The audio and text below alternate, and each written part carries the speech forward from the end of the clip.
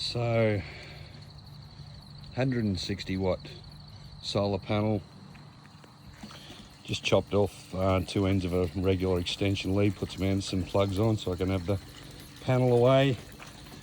Let's go into a 100 ampere hour lithium, which I can pinch and put in the boat, which is great. Run them in coda. It's currently pumping, it's got 12.4 volts. What's that one say?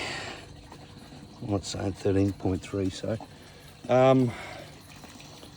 so that is running, if I look in here in this pond, oops, that's a 1100 gallon per hour bilge pump, and that runs up to, that's a bunno's bucket, a couple of skin fittings or tank fittings in them, and that feeds into the bottom, and that fills up. So that's all, it's a mixture of scoria and shell grit. Taking advice from a couple of different guys there. Just to grow some, oops, just pick up the lid, grow some good bacteria and filter some of the stuff out. Now that overflows and goes back into the pond. And in that pond, the mesh over the top, that is to try and keep some of the leaves out from these trees. These ponds are under the trees to try and keep them in the shade, so it's kind of an ongoing battle. It also keeps kookaburras out, because kookaburras show up because in here, in this pond, so these ponds were to help grow Vallisneria or Val for sec water to plant in the river for the lungfish. Now look at these in there, those are rainbow fish. I only threw a handful in there about 2 years ago, and now they've bred, multiplied, and there's like thousands of them, some like 100 mil long.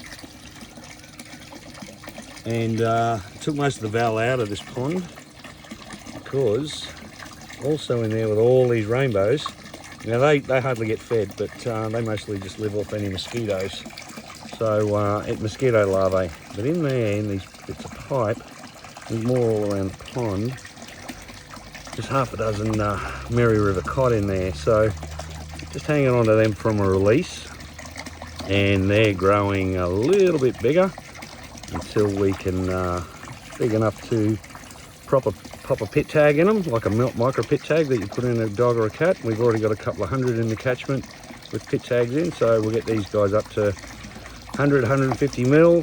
They're living off these rainbows, plus some pellets I'm chucking in.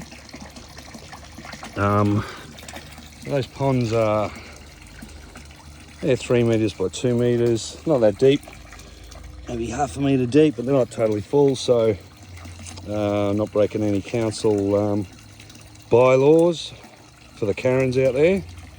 If there is any Karens, eat a dick, whatever. And we keep that covered up, and keeps the cookers out and tries to keep the leaves out. So that's a closed system now. That solar panel, battery, biofilter, pretty basic setup, helps aerate the water in theory. Should have some good bacteria growing in there now. That's been running for a while, and that'll help keep the water clean. Do a little bit of a water change, just a basic overflow. Throw the hose in there for half an hour once a week, just to change out some water, and then that just overflows and goes in amongst all my trees here.